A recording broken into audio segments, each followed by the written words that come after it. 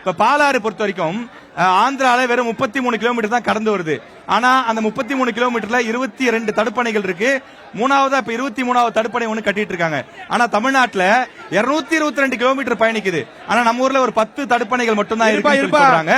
இன்னும் நிறைய தடுப்பணைகள் வேணும்னு சொல்லி இந்த பகுதி மக்கள் கோரிக்கை வைக்கிறாங்க. திமுக, அதிமுக, மற்ற நாம் தமிழர் உங்களுடைய பதில் என்ன? இப்ப ஏன்னா நீங்க 5 முறை 6 முறை ஆட்சியில் இருந்துக்கீங்க, திமுகவும் அதிமுகவும். பாலாறு எவ்வளவு முக்கியமான ஆறுன்றது நான் சொல்லி தெரிய வேண்டியதில்லை. இவ்வளவு பெரிய பாலாற்றுல மணல் கொள்ளை அடிப்பதற்காகத்தான் தடுப்பணைகள் கட்டப்படுறது இல்லைன்னு 2 கட்சிகள் மேலே குற்றச்சாட்டு வைக்கிறாங்க. பாலாற்றுல மணல் கொள்ளை அடிப்பதற்காகத்தான் தடுப்பணைகளே கட்டப்படுறது இல்ல. ஆந்திரால வெறும் 33 கிலோமீட்டர்ல 22 தடுப்பணை இருக்கு. தமிழ்நாட்டுல 222 கிலோமீட்டர் போகுது, 10 தடுப்பணை தான் இருக்கு. ஏன் தடுப்பணைகள் கட்டப்படுறது இல்ல? ஒரு நிமிஷம் தடுப்பணைகள ஒரு முக்கியமான விஷயம் சொல்றேன். இப்போ நீங்க பாத்தீங்கன்னா இப்போ அணைக்கட்டு கட்டியிருக்காங்க. அது பக்கத்திலே தரைக்கீழ் தடுப்பணை 50 கோடி ரூபாய்ல நம்மளுடைய திராவிட மாடல் முதல்வர் அவர்கள் கட்டி கொடுத்திருக்காரு.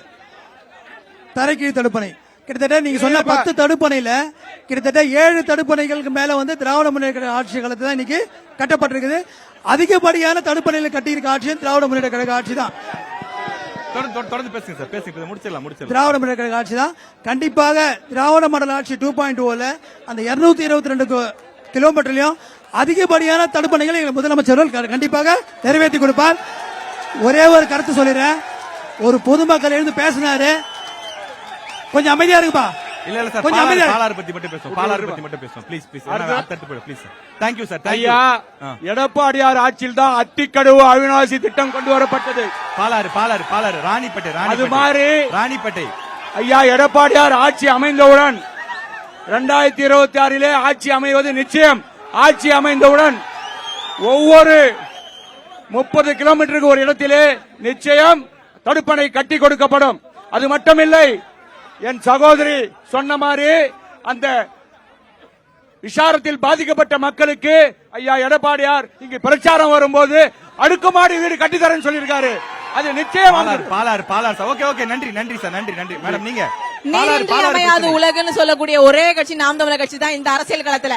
அப்ப கனிம வள கொள்ளைய, ஆற்று மணல் கொள்ளைய தடுக்காம நீங்க நிச்சயமாக தடுப்பணைகள் கட்ட முடியாது. இப்ப புதுசா ஆற்று மணல் கொள்ளை புதுசா ஒரு அனுமதி கொடுத்திருக்காங்க, ஒரு ஆடுக்கு ஒரு மணல் அள்ளுறதுக்கு. அதெல்லாம் தடுக்காம நீங்கள் நிச்சயமாக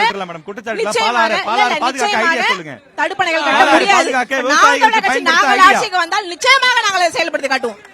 ஓகே, நன்றி. நியூஸ் தமிழுடைய தேர்தல் பயணம் நிகழ்ச்சி வெற்றிகரமாக நடைபெற்று முடிந்திருக்கிறது. இந்த விவாத நிகழ்ச்சி இத்துடன் நிறைவு பெறுகின்றது. நியூஸ் தமிழுடைய தொலைக்காட்சி சார்பிலே தொடர்ந்து திருவள்ளூர், காஞ்சிபுரம், ராணிப்பேட்டையிலே தொடர்ச்சியாக நடைபெற்று வெற்றிகரமாக நடைபெற்று முடிந்திருக்கிறது. இந்த நிகழ்ச்சியில பங்கெடுத்த திமுக, அதிமுக, நாம் தமிழர் உள்ளிட்ட அனைத்து கட்சிகளுக்கும் நியூஸ் தமிழ் சார்பில் மனமார்ந்த நன்றியை தெரிவித்துக் கொள்கிறோம்.